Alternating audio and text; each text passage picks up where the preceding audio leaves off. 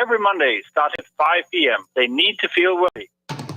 From the Sunshine State, this is Tampa Bay's Tan Talk. It's time for FLA Law, brought to you by the personal injury attorneys of Perenich, Caulfield, Avril Noyes. This hour will be informative, along with taking your questions and comments. Now, here are your hosts for today's show. That's right. This is FLA Law live on the radio. And as you heard, we are the personal injury attorneys of Perenich, Caulfield, Avril, and Noyes. Tonight, we're coming to you live from the WTAN studios, giving you your live legal call-in talk show as we do every Tuesday at 5 p.m. And as the intro said, I am here from Perenich, Caulfield, Avril, and Noyes, and my name is Jacqueline Bryant, and I'm here with my partner, board-certified civil trial lawyer Brian Caulfield, who's going to be answering questions along with myself tonight in the realm of personal injury and auto accidents, which is kind of our main jam, if you will. Absolutely. And certainly for everyone listening, the law office is open for the next 1 hour. Free advice on all matters that have anything to do with personal injury, wrongful death, medical malpractice. Our firm has been practicing exclusively in those areas of law since 1955. And Absolutely. I know that since I've been there for about 35 of those years. So hopefully we can tackle any questions that you have, or if you have a friend or coworker or neighbor that you know has a question, you might want to give them a call and tell them to tune in. Yes, I'm actually going to ask you to do what I just did. I just shared our live feed, which is on Facebook right now. So let me give you all the details on how you can tune into the show. If you're driving in your car on the way home and you want to keep listening when you get out of the car, we are actually live on Facebook and YouTube. So if you search Perenich, Caulfield, Avril Noyes Injury Lawyers, Perenich is spelled P-E-R-E-N-I-C-H, you should be able to find our live feed. We're streaming right now. If you look on Facebook, there should be a little red circle around our name and icon. Click on that and you'll see Brian and I in the studio. We are here right now, ready to answer your legal questions. However, if you don't have Facebook, we're also streaming on YouTube as well. Same name, Perenich, Caulfield, Avril Noyes Injury Lawyers. That's how you find us on YouTube. And we are streaming live. You can ask your questions right now in the comment section. So if you have a question, a comment, or just a statement you'd like to make to the two of us, feel free. We are there going to be reading those out over the air as we go throughout tonight's show. But we really want you to call in if you have a question. That's the best way to get your question answered tonight. And that's going to be 727-441-3000. Again, that's 727-441-3000. And as Brian said, we're personal injury attorneys. So of course, we're happy to answer your questions that fall under the personal injury realm. But if you have other questions that may not be personal injury, we'll try to lead you in the right direction, and at least point you to someone else who may know the answer. Brian has probably been here more recently than I have. I've been gone for quite a while, and Matt's been holding down the fort. But in case you forgot who my colleague is, I'm going to give him a brief moment to reintroduce himself so that you know who's going to be answering your legal questions tonight along with myself. So, Brian. All right. Thank you, Jacqueline. Once again, I'm Brian Caulfield. I am a board-certified civil trial lawyer, which simply means that I have special qualifications as a lawyer. Have taken a special test that one can only take after you go through a blind review and have completed at least 15 jury trials. So I've had a long career in personal injury, wrongful death, and medical malpractice. So if you have any questions that relate to car accidents, slip and fall, work type injuries, really anything to do with that, medical malpractice, I'm here to try to tackle any questions that you might have live on the air on FLA Law. Exactly right. And as I said, share it with your family and friends. So if you don't have a particular issue that you want to ask tonight, but you know your mom, your cousin, your best friend, somebody just had some sort of an injury matter, and you think it may be a good idea for them to speak to an attorney, feel free to give us a call. The number is 727-441-3000. But again, if you're shy, don't want to talk on the radio, we do have those two platforms running, Facebook and YouTube. And so without further ado, I wanted to kind of jump in a little bit to the topic for tonight. And I figured let's go to Google, because a lot of times we hear a lot of the same questions when we take in new personal injury cases, be it an auto or slip and fall or any kind of personal injury matter, we tend to hear a lot of those same questions when we meet a new client. And it's surprising that a lot of the areas that we deal in have a lot of bit of nuances that people don't quite understand. And quite honestly, I didn't understand all of it when I first started practicing in this area. And so I said, hey, let's see what people are asking on Google. And so I kind of just did a general search about car accidents and car accident lawyers or personal injury matters. And I was able to pull a pretty comprehensive general list, if you will, about what people are asking around this subject matter. And I didn't even edit them, so I'm going to just kind of read them the way that the general public and Google searchers are asking these questions. And I think that's great because our average listener is probably thinking some of the same things that people are searching on Google and probably would ask the questions the same way as well. So the first one that popped up, and I think is actually a good one to start with, if you're ready, Brian, is what is the 14-day accident law in Florida? Well, the 14-day accident law in Florida is part of your PIP or no-fault coverage. Right. Everyone who complies with Florida law has what we call PIP, personal injury protection, or no-fault coverage. What that means is that when you get into an accident, 80% of your medical bills and 60% of your lost wages are going to get paid by your own insurance company, regardless of fault. The 14-day rule has to do with how quickly you need to go see a doctor after the accident, because unfortunately there was a trap built into our Florida statutes. Huge change in the law. And that change is if you don't go to the doctor within 14 days of the car accident, you forfeit the insurance coverage that you paid for. Right. Pretty ridiculous law. The idea behind it was they said to try to cut down on fraud. That is, that people who are really hurt would go to the doctor sooner. But that's not always the case at all. I have many cases where clients try not to go to the doctor and hope that their injury will get better. And now if you take that approach and you don't show up at the doctor within 14 days, all that PIP or no-fault coverage that you've been paying for, you lose it. So it's a kind of a trap law, but that's what the 14-day law is. And Jacqueline, you might be surprised to know, do you have any idea how many car accidents there were in Florida in a recent year of 2023? In the entire year. In the entire year in Florida. You'll be surprised, because I was. 1 million?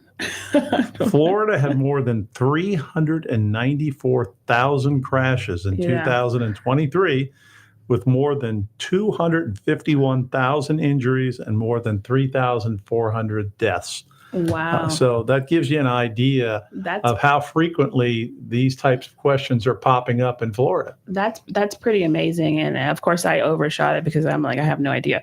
But the percentage that are actually injured is quite high. Yeah, it really is. So, I mean, you don't know who's at fault for those accidents, but it just gives you an idea, how central automobiles are to our life. Absolutely. And how many crashes are occurring. And we're not one of those states that are just kind of walkable. People walk or they take public transportation. Most people are driving their cars, and they're driving them for quite long distances. And so I could see why that's quite a big issue for our state. One thing I do want to make sure we point out, I'm sure we've talked about this plenty of times before, is in the event that you miss that 14-day deadline, it does not mean that you don't still have a claim against the at-fault driver. The 14-day rule is extremely important. I think we all stress it. You probably heard it on TV, radio, all kinds of ads. It's extremely important because you don't want to lose those benefits. As Brian mentioned, you pay for those premiums, and that trap law, if you will, has now made it so that you could lose those. However, in the event that you unfortunately are one of those people who just kind of wait, try to see if you'll get better, you take pain medicine at home or over the counter, you have a heating pad, there's all kinds of things that people do in hopes that it'll get better. And then that 14-day passes and you realize the pain isn't going away. That does not mean that you cannot still retain us to help you, or you still have a claim against that other driver. That other driver may still have what's called bodily injury coverage and can still be pursued regardless of whether those 14 days have passed. That 14 days is pertaining to the PIP coverage on your own policy, right?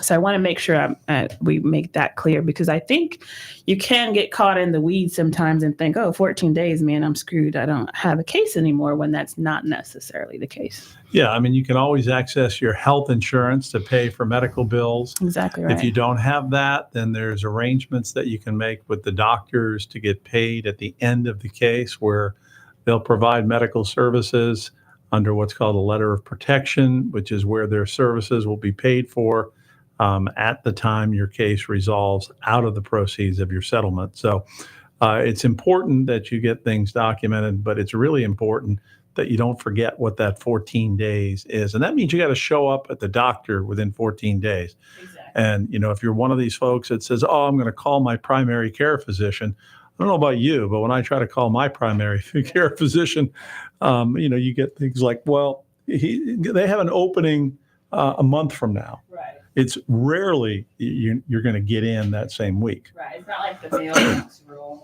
I made the appointment within the 14 days. Does that count? No, it doesn't. No. You actually have to be seen by the physician within those 14 days. So very, very important. And a lot of these questions on my list actually kind of fall into that category. So I'm going to see if I can kind of lump them together so that we can address the PIP issues up front. The next question is similar. So I wanted to make sure I ask, what does liability mean for a car accident? I thought Florida was a no-fault state. Yeah, liability really is asking the question, who caused the accident? And that certainly is important for you to be able to prove that you were not at fault for the accident, or were far less at fault than the other driver may have been.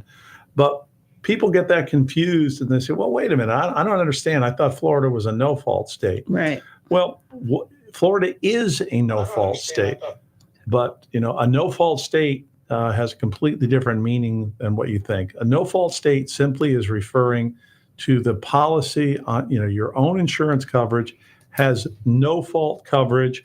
And that's coverage that pays up to $10,000 worth of medical bills at 80%. And then it pays 60% of your lost wages. And it pays regardless of fault. So it's not necessary for you to be able to prove who's at fault in order to access those benefits. The thought behind that way back in the early 1970s was, if we just give people a way to quickly access medical care without a whole bunch of hassle and fighting from your insurance company, that can cut down on the amount of lawsuits by one driver against another trying to prove who was at fault. So that's the theory behind it. So Florida is in fact a no-fault state, but you're still going to need to prove liability if you expect to be compensated for non-economic damages like pain and suffering and mental anguish. So liability is something we deal with in every case, in addition to no-fault benefits. Exactly right. Because I even saw something like that on social media, and I commented similarly. There was an accident and the person had left the scene, and the driver hadn't had a chance to talk to them, get their insurance, or even capture their license plates because they drove off. And somebody's in the comments was like, well, does it matter? Isn't Florida a no-fault state? And I'm thinking, yes, it does absolutely matter. Even with just a property damage claim, you still have to have that assessment in terms of liability, because the no-fault is almost a misnomer in the sense that we are a no-fault state, but we're talking about the PIP benefits, as Brian explained, and not the other coverages in terms of bodily injury or property damage or some of the other, or and things of that nature. So no fault is specifically really dealing with the PIP. And so there was another question on my Google frequently asked questions, or people also asked questions on Google, that I think kind of falls into this because it gets into wage loss. And so you already touched on this, Brian, about how PIP does also pay towards wage loss. And so this person asked, what if I miss time from work after a car accident? Will I be paid for this? And so I know you mentioned that PIP does pay, but it only pays at 60%, right? Right. And the answer is you should be paid immediately. Every 2 weeks, you're supposed to get a paycheck from PIP. Of course, you have to establish your entitlement to that. Right. And, typically the insurance company requires you to get a doctor's note. Then there's something known as a kind of an average weekly wage statement so that they can get proof of your employment, proof of how much you're making. And so that usually takes help from an attorney to be able to navigate that process for lost wages. But the good thing is, once that gets started, that should be kind of a lifeline.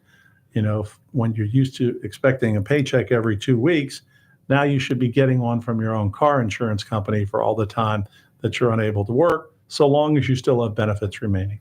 Right.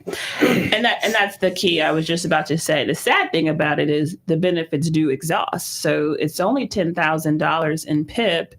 And this person on Google is actually asking a question that I think a lot of people wonder. Once the PIP runs out and those every 2 week paychecks end, because now the $10,000 has been exhausted, because as you know that they're competing with the medical providers and the wage loss at the same time, eventually that money is going to run out.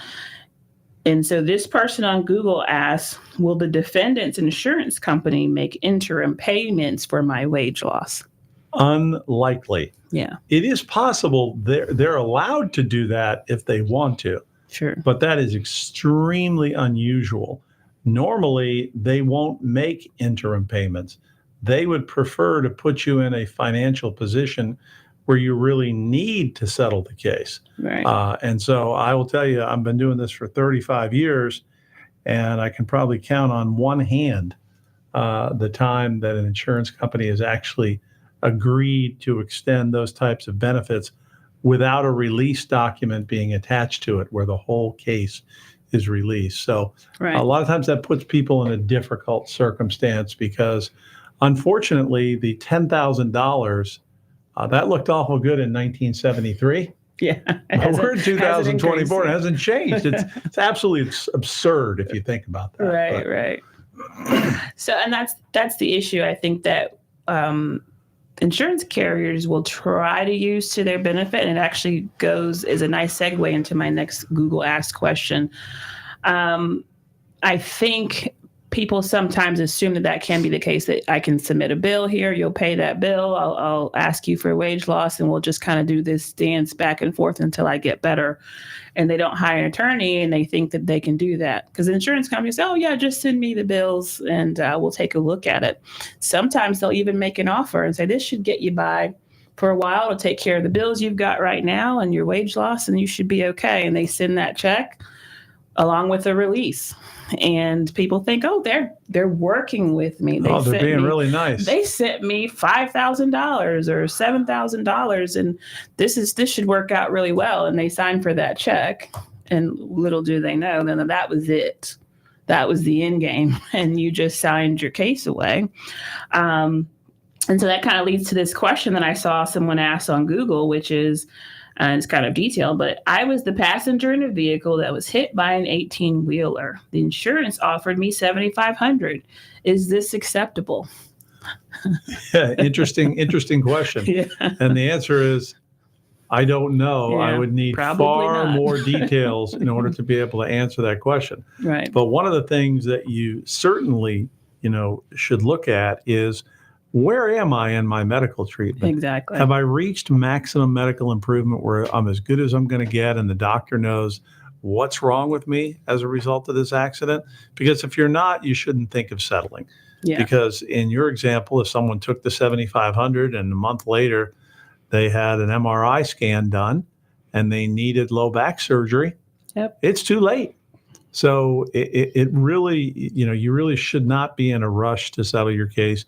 You certainly shouldn't do it until you reach what's called maximum medical improvement. Right.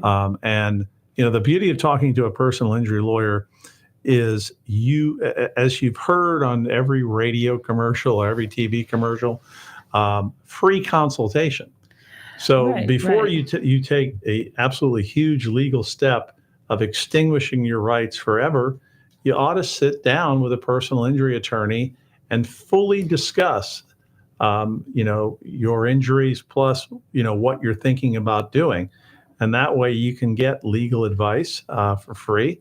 And, they might end up telling you some things that you had failed to consider. And so I would highly recommend that. We give free consultations all the time to folks. And it's really important when you're making a big legal decision like that you get free legal advice. Absolutely. And it's available to you probably more so in the area of personal injury law than any other type of law. Right. And I don't necessarily know how it's presented. It's never happened to me personally, but I think a lot of times the insurance companies will not say that this is it, this is all, this is the end, sign this document and you can't get anything else from us. A lot of times they'll send these checks early on with a release and not explain it at all. Or present it as if it's just an interim payment. And so that's why it's best to call us, have us explain it to you, or even review the document before you sign it. And we'd be more than happy to do that, because a lot of times these documents are written in a way that you think it's just for property damage, or you think it's just for one thing, and really it's the entire claim. And you would be releasing all your rights when you sign those things. So that's why, as Brian said, it's better to speak with an attorney who's experienced in this area of law, who can go over those forms with you and kind of lead you and guide you in the right way. With that being said, I want to, let's see, we can pivot away from PIP a little bit, because I think we've covered a lot of that, and kind of talk a bit about who's responsible before we take a little bit of a commercial break. And so there's a lot of questions. That was kind of an ongoing theme I saw on Google. So I just pulled two of the best ones, because they all kind of ask the same thing, which is, after a car accident, who is responsible for the damages? This one asks, is it the owner or the driver?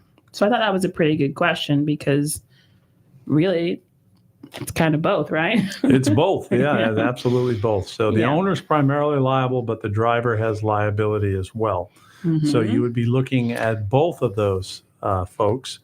And then, of course, you're also looking to see, was the driver working for somebody? Absolutely. In which case you could kind of have a third entity involved. Right.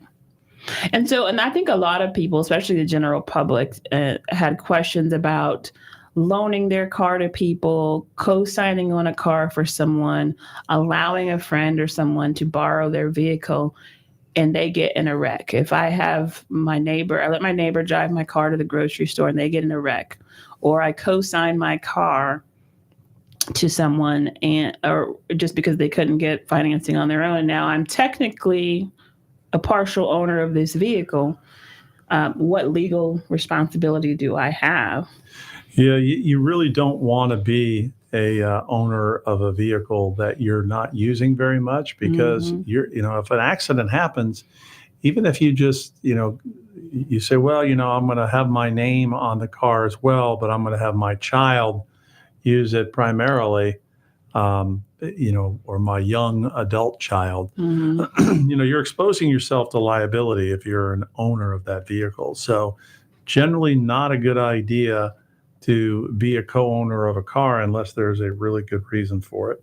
Right, because you definitely are putting your neck and your insurance on the line there as being a liable party as an owner. So you should be very wary of who you loan your car to and who you let drive your vehicle, or have access to your vehicle. So there was another question about responsibility. So it says, what happens if the person at fault in an accident doesn't have insurance in Florida? Big problems. Yep. That's what happened. You've got issues ahead. Yeah. So when you have that kind of a situation, the first thing you're going to look at is, did you buy uninsured motorist coverage? That is an optional coverage here in Florida. So just because you have a newer vehicle or a lease vehicle doesn't mean you have uninsured motorist coverage. So we like to continually tell people the most important coverage that you should put on your auto policy is uninsured motorist coverage. Protects you when the other driver is uninsured or when they are underinsured. For example, if they only have 10,000 in policy limits, but they caused you hundreds of thousands of dollars in damages and medical bills and pain and suffering, you'd be able to take the 10,000 from their company and turn back to your own company to get the balance of the damages from your own company, provided that you have bought enough coverage. So I tell people, buy and buy it in the largest amount that you can afford, because I can tell you from 35 years of doing this, the most extreme, severe accidents that I deal with that have injured people severely and permanently, or that have killed someone, they almost always involve an uninsured motorist. Right. Or certainly an underinsured motorist. So it really is a critical coverage. And if you don't have it, you're committing the biggest insurance mistake that we see in our practice. Right. And you have to think about protecting yourself, because as you see in the state of Florida, you're not required to carry the bodily injury at all. And so the question asks if they didn't have any insurance, but a person can be insured up to the full extent that the law requires and still not have bodily injury coverage, which is the kind that would protect you in the event that you were injured. Yeah, and here's the sneaky way that the insurance companies work that against you. I'm old enough to remember a time that when you bought liability coverage in Florida, and liability coverage protects other people that you run into and you're negligent and they can make a claim against your policy, that's called liability. I'm old enough to remember when you bought that coverage to protect others, then you automatically got uninsured motorist benefits. But over a decade ago, the law... It's not, I don't remember that, but that's because I haven't been... the law changed, and they made this uninsured motorist coverage something that you, as an insured, could reject. Right. And, I can still remember when that happened. I actually got a notice from my car insurance company touting, great news, here's a way to save on your policy premium. And they want you to reject uninsured motorist coverage, because when they sell you uninsured motorist coverage, they protect you from every other driver on the road whose record they can't check. Compare that to the liability coverage, which again isn't coverage that helps you. It's coverage that helps someone you run into through your own negligence. And so, you're in a bad position if you've bought liability coverage thinking that somehow that's going to help you pay for injuries to you if you're hit by somebody. It does not. You must have the uninsured motorist coverage. You must not reject uninsured motorist coverage. And it is sold in two versions, stackable or non-stackable. You should buy stackable. And what stackable means is however many cars you have on your policy, you can stack those benefits one on top of the other. So if you have $100,000 in but you have 3 cars on the policy and you buy stackable, then stack the 3 cars one on top of the other. So 100,000 times 3 vehicles equals 300,000 in And I can tell you, there's someone driving around right now listening to this, and chances are they have no idea whether they have They walk into our office, and what kind of coverage do they say that they have? They have full coverage, Full Brian. coverage. How many times have we heard that, Jacqueline? All the time, Brian. It's what does full coverage mean? And they usually never have it, Brian.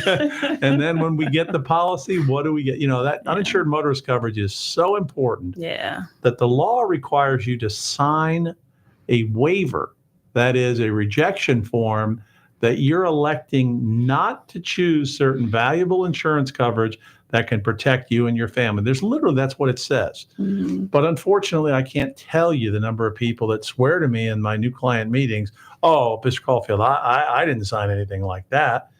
And well, we check, because obviously if the insurance company doesn't have that knowing written rejection, they have to provide the coverage. Sure.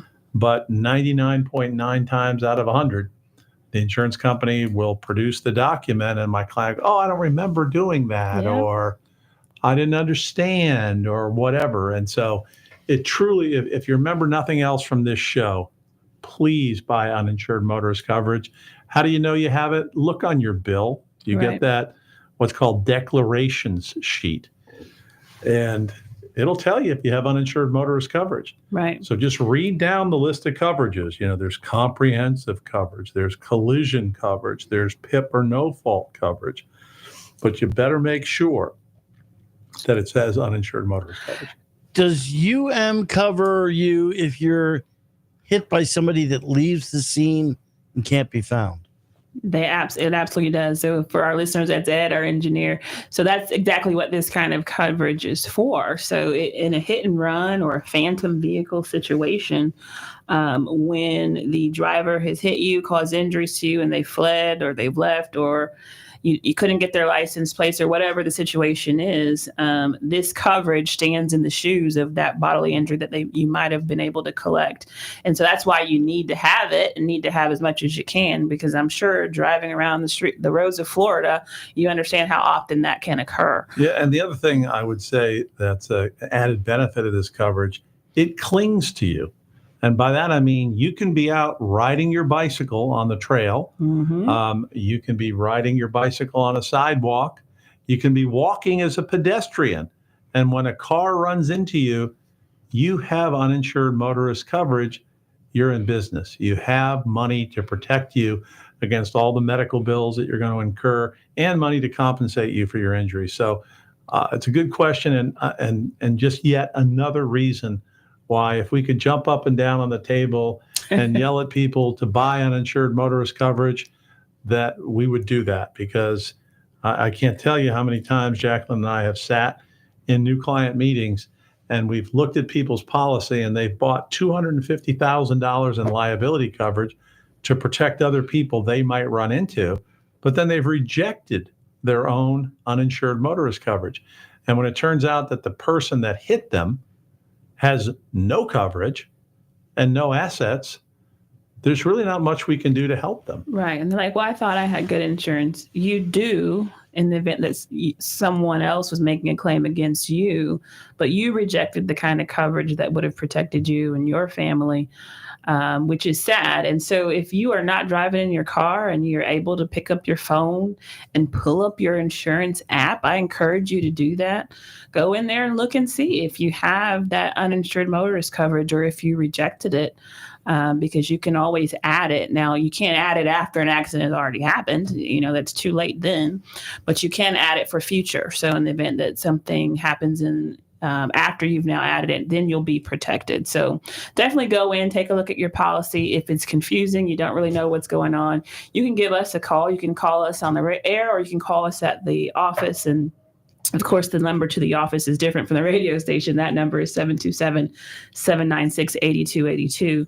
More than happy to review that with you, because it's one of the major issues, and especially now. I mean, I'm no economist or financial analyst, or I have no idea what the outlook is in the economy. But from what I understand, we are living in a challenging economy, and people are leaning out their finances. And one thing that tends to take a hit, right, Brian, is people will lean down their insurance coverages, right? Yeah, I mean, everyone's looking always for a way to save money, but unfortunately, when the insurance company heralds, hey, get rid of your uninsured motorist coverage as a way to reduce your insurance, you're really just making a huge mistake. Mm-hmm. Sure, you can save some money, but the amount of money, you'll be amazed how small it is.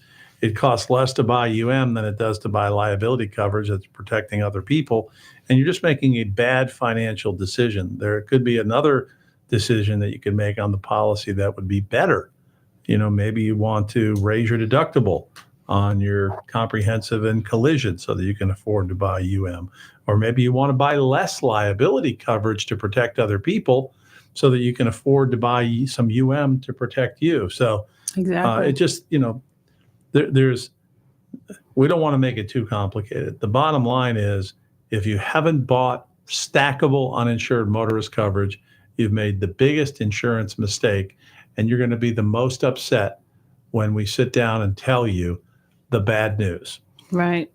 And I was speaking to a medical provider who's in a similar industry that we're in, and they've noticed that trend is that a lot of their patients are encountering situations where there's no coverage, or their patients aren't carrying coverage. And so it's kind of the signs of the times that we're in. If you know that people are out there and they're not insured, they're not carrying the coverages, the only way that you can protect yourself is by carrying that and so you'll hear it from us time and time again. I don't think we'll ever stop saying it because it's one of the most important things that you'll hear.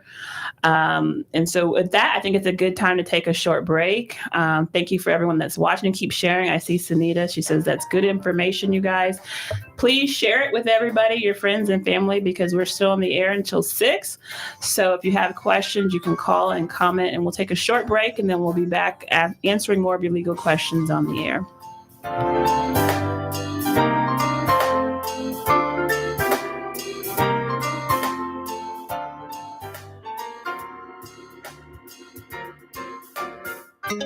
This is the Tan Talk Radio Network. In 1955, the law firm now known as Perenich, Caulfield, Avril, and Noyes made a decision. Instead of taking whatever cases came through their doors, they decided to focus specifically on personal injury. 64 years later, the law firm is one of Clearwater's longest-running personal injury firms. Available 24 hours a day with offices in Clearwater and throughout Tampa Bay, they're ready to put decades of experience to work for you if you or a loved one has been injured in a car accident or injured due to someone's negligence or recklessness. If you feel overwhelmed, uncertain, or unsure about your next steps after being involved in an accident or after a loved one sustained serious injuries due to someone else's negligence, call Perenich, Caulfield, Avril, and Noyes at 727-796-8282 or online at usalaw.com. That's 727-796-8282 or online at usalaw.com. Non-attorney spokesman. This is the Tan Talk Radio Network. And we are back. We're live here in the WTAN studios. Hopefully you have been tuned in this entire show. This is FLA Law live on the radio. We are here to answer your legal questions live on the air. And of course, we are the personal injury attorneys at Perenich, Caulfield, Avril, and Noyes, the oldest injury law firm in the Tampa Bay area since 1955. And you have myself, Jacqueline Bryant, and Brian Caulfield here answering your questions live on the air. For those of you who are tuned in watching us on Facebook, YouTube, please like and share, comment so that we can have everyone get their legal questions in tonight before we end the show. But of course, we're here every Tuesday at 5, and so the opportunity will always be there if you don't get them in tonight. But we'd love to hear from you tonight. The call-in number is 727-441-3000. Again, that's 727-441-3000. And if you've been tuned in, then you know we've been asking some of those people also ask questions off of Google, where if you ever search on Google, you kind of scroll down, you can see all the other questions that people are asking on the topic that you're interested in or what you had just searched. And so that's what we're at. We're going over and kind of answering those questions tonight in regards to auto-related claims. And then, of course, if there's time, we'll jump into a current event that was in the news here recently. And Brian and I will kind of give our thoughts and take on that particular situation. But I want to get into a few more questions that I think are common in our industry as well. And one of the biggest ones is in a personal injury matter, how long will the process take, Brian? How do you answer that question? Well, unfortunately, I have to give a lawyer answer to that. It depends. Right. Okay. And it really does. I mean, there's a number of factors that control that. Mm-hmm. Number one is, the injury severity that you have, because, you could have a really kind of long-term injury where it takes you multiple surgeries and physical therapy sessions to get to what's called maximum medical improvement. Exactly. And there could be a lot of coverage in that case. And so that can make your case take longer as your lawyer fights to get what you're entitled to. Yeah. Conversely, there are some cases that very quickly we're able to resolve them because the insurance coverage is low and the injury is so clearly worth more than the insurance coverage that the insurance company wants to settle almost immediately. True. That's never usually a great situation for our client because it could mean that they're not going to be fully compensated. All right. But the point is, it really does depend on how much coverage there is, how much assets the defendant has, and most importantly, your own injuries Right. and whether or not you're at maximum medical improvement. So I can tell you, there's kind of a standard average that you really can't get a doctor usually to say that you have a permanent injury for 6 months post-accident. Exactly. And so, sometimes, then you're getting statements from doctors and, you might be getting the demand out to the insurance company by month 7 or 8, and it could settle very shortly thereafter. So Right. I would say most of the cases probably take almost a year or so. Mm-hmm. But, like I said, there are many exceptions to that rule where I've had cases I've been able to get the case settled literally days later because the insurance company has tendered their policy limit because they had a small amount of insurance and their insured caused a big injury. Right. And so then I might be settling that case against their insured, but then going after my client's own underinsured motorist coverage. And so the case settles kind of in spurts. You have multiple payments made to you over There's time various phases. by multiple Yeah. different defendants. So Right. it just depends. So I hate to say it depends, but it really does. Yeah, and I want to make a point that there's phases as well. So we look at it from the standpoint in the beginning, it's your treatment phase, and that's when you are finding out the full extent of your injuries. And Brian made the most important point is a lot of times the doctors can't even give an opinion as to permanency, which we need to prove in the state of Florida until after you've treated for a substantial amount of time, at least 6 months. And so trying to determine permanency prior to that can be difficult unless there's clear, fractures or broken bones and things where it's not necessarily as difficult to prove. But that being said, when there is a lot of coverage, or there's a difficult issue, a liability problem, there can be all kinds of reasons why the case cannot resolve pre-suit. And then it goes into litigation. And then litigation creates an even longer timeline. And so initially in that medical phase and the demand negotiations pre-suit, as Brian said, absolutely, it's a year. But sometimes people don't realize that after the negotiations fail, and the insurance carrier doesn't necessarily do the right thing, now there's another phase here that we also have to look at that timeline, which could be even longer. So that was my first point. Then my second point is this. It always kind of makes my ears tingle a little bit when people say, how long is this going to take? Because I always have to say this, look, no matter how hurt you are, if you don't treat, you don't have a case. No treatment, no case. You have to treat, and you have to treat for significant enough time for us to prove permanency. Couple visits here and there, and then you don't go. Just one trip to the emergency room is not going to be enough for us to be able to have the evidence that we need to support the claim. Yeah, that's what people don't really appreciate is that one of those parts of our no-fault law is that the person that caused your accident gets protection from the no-fault law. Mm-hmm. And what that means is they don't owe you any money for non-economic damages, things like pain and suffering, mental anguish, disability, Right. disfigurement, lost capacity for the enjoyment of life, and inconvenience, unless and until you can prove that you have sustained a permanent injury within a reasonable degree of medical probability, or there's a couple other ways, but that one's the most important way and the most common. And so the point simply is, that's almost always fought over at cases. One of the questions that juries answer, and they answer it more frequently really than any other question, you would think, oh my gosh, it's an auto accident case. A juror, they're going to be fighting about who caused the accident. And you might be surprised when the lawyers stand up and say there's no issue as to who caused the accident. Right. The issue is whether or not there's a permanent injury that is causally related to the accident. Right. And so as a juror, that's what you're going to be listening to evidence on over the next few days, not who caused the accident. So a lot of people think, well, my job as a juror, the first thing I have to do is resolve who caused the accident. Yeah. And frankly, you're going to be shocked when you find out that that's not what juries do most of the time. Most of the time, who caused the accident is admitted, and the defendant will they know they caused the accident, so they fall back and say, well, what other ways can I try to escape paying? Exactly. Well, I'll just say they don't have a permanent injury, and then I'll go hire a doctor that will be a witness to examine the plaintiff and say so. And then there's certain doctors that kind of in a stable, so to speak, they make up, whenever a defendant needs a doctor to say someone's not injured, they have their certain go-to people in the Tampa Bay area, and we know who they are. We know who they are.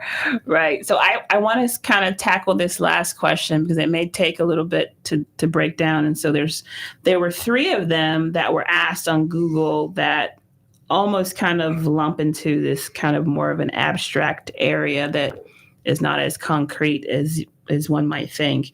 So here's the question, and then I'll give you the subparts to the question. So the question is, what is my case worth, right?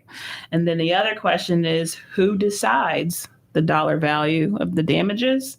And then secondarily, how is my pain and suffering calculated? So I kind of felt like these were all kind of grouped together. Yeah, I mean, those are all good questions. Those are all pretty common questions. And, I again, the final arbiter of what your case is worth, if you can't reach an agreement with the insurance carrier, a jury is going to decide what your case is worth. Right. But many times, in fact, way more often than not, the cases are resolved by negotiation between your attorney and the attorney for the other side, or the insurance adjuster for the other side. So it's done by mutual agreement, based upon the experience of the insurance company and the experience of your lawyer that's familiar with handling different types of cases. They have generally a specific amount of money that they pay for specific types of cases. How much your case is worth? Well, that's a function of examining, first off, what are the recoverable damages in Florida? Right. And then comparing that to what you have in your case. Because obviously, 2 people that have the exact same type of injury, if somebody has $100,000 in lost wages and the other person has suffered no lost wages because they have the type of job that they were able to do even with their injuries, well, right there, you could have 2 similar injuries, but you have $100,000 in difference. The other question was, well, these non-economic damages that you've talked about, Brian, the pain and suffering, mental anguish. Yeah. How do I figure that out?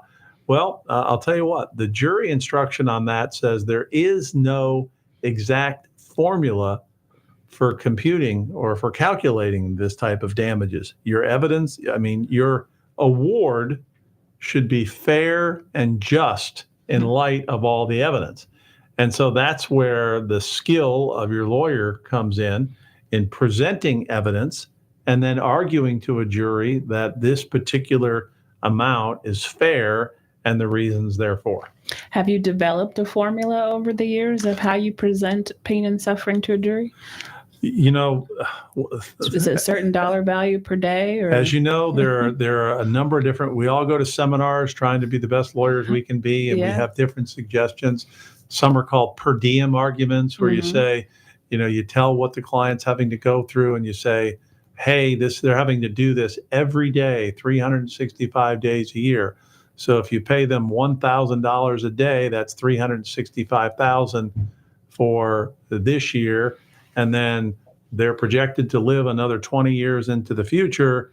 So award them that, $365,000 a year for the next 20 years. That's one way to do it. That's called a per diem argument. Other ways are you can just come up with a figure that you can argue is fair. The third way of doing it is you can tell the jury, do what you think is fair. The beauty of economic damages, medical bills, and lost wages is it's easy to calculate them. Right. But frankly, the real value in these cases or the non-economic. Is the non-economic. Yeah. Really, it's extremely serious one. Yeah. For example, when someone loses their limb, I've had cases where limbs have been lost, and the medical bills were surprisingly low. And so, if you valued the case just based on that, right, it's not going to be worth tons of money. But obviously, the person has suffered horrific non-economic damages, pain and suffering, mental anguish. They're going to look at themselves every day as different. They're disfigured.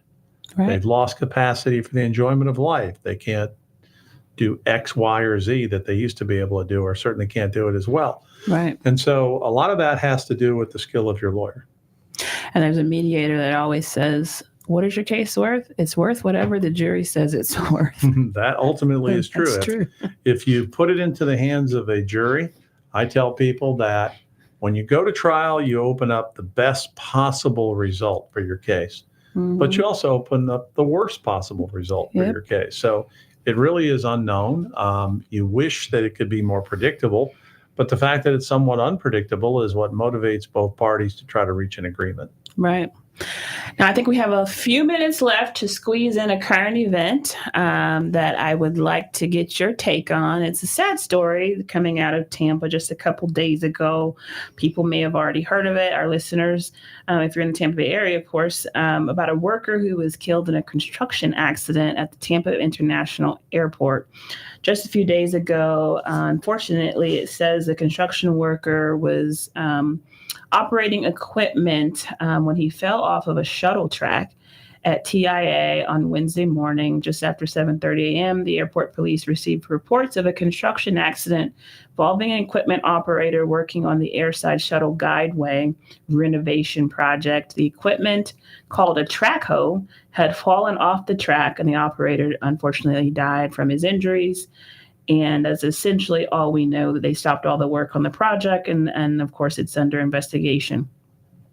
What are your thoughts on the claim here, if any, that the family or estate of this construction worker may have? Well, there's really one case for sure, which is the case for workers' compensation benefits. So, the family of that worker, for example, a spouse and children, will have certain enumerated benefits that they can get under workers' compensation law. The other thing a lawyer will be looking at is there a third party that can be sued? And what does that mean? That means someone other than your employer. Here in Florida, you're not allowed to sue your employer. The employers get what's called workers' compensation immunity. And what that means is that in exchange for the obligation that the employer has to buy workers' comp insurance and have that insurance available to injured workers regardless of fault, in turn, they get what's known as an immunity. And you're not allowed to sue them for negligence. And that can be very, very hurtful. And the way the law has kind of, unfortunately been really turned on its head, you're probably not going to be allowed to sue anybody else on that job site that was negligent. It's really bad. So many times these cases come down to the only recovery you can make is a very limited workers' compensation recovery. Yeah, and it just, I guess, depends on the contract they had with Hillsborough County Aviation Authority, who I think operates the airport there. So that may be a challenge, and there may be some limits there to just the workers' comp system. But as I said, that was our last kind of thing that we could squeeze in for this evening. But as you know, do not fret. We are here every Tuesday at 5 on your drive home, or as you finish out the workday with FLA Law live on the radio. Please tune in every Tuesday at 5, and we'll be here answering your legal questions live on the air. As always, folks, we will see you next Tuesday.